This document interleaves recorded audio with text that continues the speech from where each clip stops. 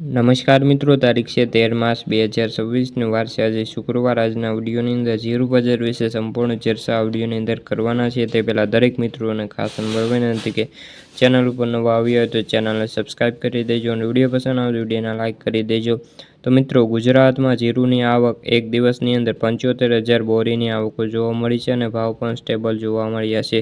જીરુ બજારમાં વાયદા નરમ રહ્યા હતા, પરંતુ હાજર બજારની અંદર ભાવ સ્ટેબલ જોવા મળ્યા છે। ખાસ કરીને વાત કરીએ તો ગુજરાતમાં આજે જીરુની આવકો એક દિવસની અંદર જ 75,000 બોરી જોવા મળી હતી। જો કે આ ભાવ સ્ટેબલ રહ્યા હતા, પરંતુ જીરુ બજારમાં ઊંઝામાં જે 35,000 બોરીની આવકો થઈ હતી, જેમાંથી વાયદા બજારમાં પણ બહુ મોટો ઘટાડો જોવા મળ્યો છે। ખાસ કરીને હવે રાજસ્થાનની પણ આવકો શરૂ થઈ છે અને રાજસ્થાનની આવકો પણ આવી રહી છે।